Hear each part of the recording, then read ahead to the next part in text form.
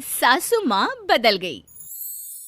कहानी उस घर की है जहाँ बहू और बेटी को एक माना जाता था, लेकिन फिर अरे शिखा बेटा, तू रसोई में क्यों घुसी रहती है?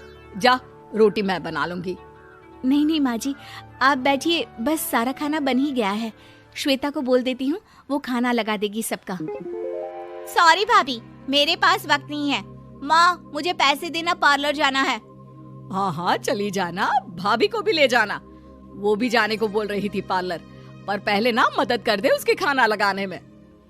देख माँ, वो बहू है, उसे बहू रहने देना, इतना सर पर मत चढ़ा भाभी को।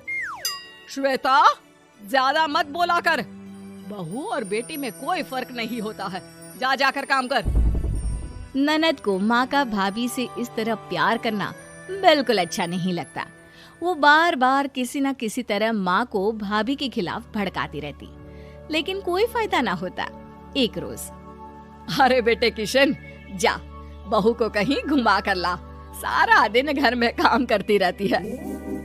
हाँ हाँ माँ, हम लोग जा रहे हैं ना गोवा।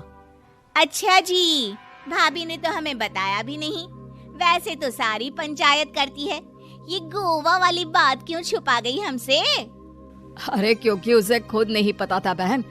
मुझे टिकट सस्ती मिल रही थी तो मैंने बुक कर दिया। हाँ शिखा, पैकिंग कर ले, संडे हम जा रहे हैं गोवा। दोपहर में शिखा पैकिंग कर रही थी कि सास आ जाती है। ये क्या बहू, साड़ियाँ? अरे गोवा जा रही है घूमने या फिर शादी में मायके हैं? माँ जी, ऐसा कुछ है ही नहीं, समझ में नहीं आ रहा क्या रखूं कपड़े में। अरे तेरी और श्वेता की साइज तो एक ही है, उसके कुछ मॉडर्न कपड़े ले ले, आकर लौटा देना। हाँ माँ जी, ये ठीक रहेगा। शिखा श्वेता के पास जाती है और उससे कपड़े मांगती है। ना जी ना, मैं अपने कपड़े ना दूं, वैसे भी फैल जाएंगे मेरे कपड़े, बहुत महंगे वाले हैं। शिखा मुंह लटकाकर कमरे में आ जाती है तो सास कहती है, चल तैयार हो जा, तुझे मैं शॉपिंग करा कर लाती हूँ गोवा की।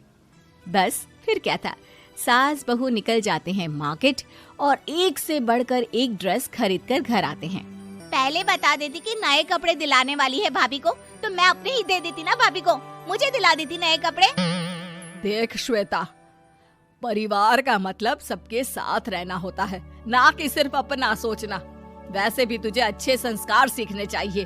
और रही बात कपड़ों की, तो शिखा, आज से घर पर भी तू मॉडर्न कपड़े ही पहनेगी। कोई जरूरत नहीं है ये साड़ी वाड़ी लपेटने की। अब क्या था, घर पर श्वेता और शिखा एक जैसे रहते।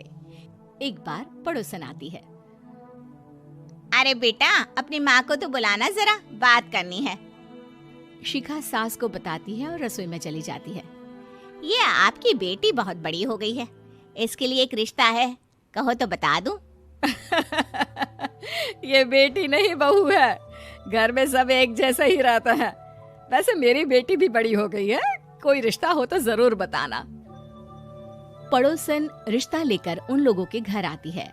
तब श्वेता की होने वाली सास कहती है, तो ये घर है, कितने मंजिल का है? और ये बहू ने आपकी क्या पहन रखा है, जीन्स टॉप? अरे भाई, साड़ी वाड़ी नहीं है क्या इसके पास? देखिए, सर्दी है तो साड़ी में बहू कैसे मैनेज करती, वैसे पहनती है साड़ी भी। देखिए, हम लोग ठहरे पैसे वाले लोग, कोई कमी नहीं है हम लोगों के पास पैसों की, बहुत पैसे हैं, जमीन, नौकर चाकर, कार, सब कुछ है, लेकिन घर में संस्कारी बहू चाहिए, समझ रही हैं ना आप? सास कुछ कहती कि श्वेता बोल पड़ती है, हाय रे, नौकर चाकर से लेकर जमीन, कार, पैसा, हाँ, मुझे रिश्ता मंजूर है मुझे। अरे रुक जा श्वेता, मैं बात कर रही हूँ ना। देखिए, हम लोगों के घर इतनी आजादी नहीं मिलेगी।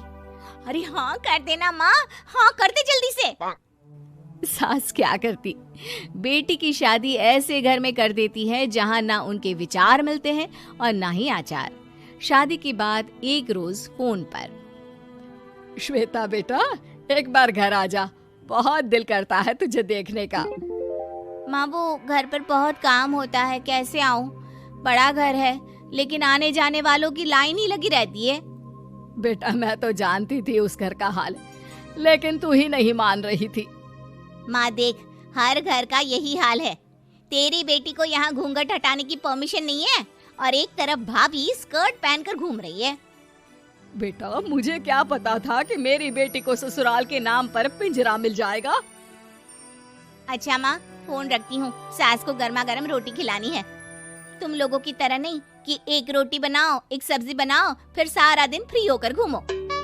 सास फोन तो रख देती है, लेकिन सोच में पड़ जाती है कि एक तरफ बेटी जिसे कोई आजादी नहीं, वहीं दूसरी तरफ बहू जिसे देखकर लगता ही नहीं कि उसकी शादी भी हुई है। अगले रोज। शिखा, अरे ओ शिखा। हाँ माँ, क्या हुआ? कुछ चाहिए आपको? मैं जिम जा रही थी। जिम के कपड़ों में बहू को देखकर सास को घूंघट में अपनी बेटी का ख्याल आता है। देख बहू, घर में बहू की तरह रहा कर। इतने टाइट कपड़े पहनकर जिम जाना पसंद नहीं मुझे। जा जाकर रोटी बना। रोटी? माँ अभी तो शाम की 6 बजे हैं, इस वक्त रोटी? अब क्या मेरे खाने पीने पर भी पहरा है? अरे जब मर्जी तब मैं अपने घर में खा भी नहीं सकती क्या? बहू को अजीब लगता है। वो समझ नहीं पाती कि जो सास कल तक इतनी सपोर्टिव थी, उन्हें अचानक से क्या हो गया। वो किचन में जाती है, गरम रोटी के साथ 2 तरह की सब्जी, रायता, सलाद सब लेकर सास के पास आती है। माँ जी, खाना। इतना सारा खाना? राक्षस समझा है क्या मुझे? रोटी मांगी थी मैंने गर्मा गर्म बस। पर माँ जी, रोटी खाती किससे आप? सब्जी तो बनानी थी ना। अरे भूख मर गई मेरी तेरी बहस से। जा जाकर काम कर, अंदर पूरी रसोई साफ कर। बहू अंदर चली जाती है। थोड़ी देर में श्वेता घर आती है। अरे शिखा, जल्दी से चाय ला, पकवान बना, मेरी बेटी आई है। अरे नहीं नहीं माँ, ड्राइवर बाहर खड़ा है। मैं तो घर का कोई सामान खरीदने के बहाने यहाँ आ गई हूँ, मुझे जाना होगा।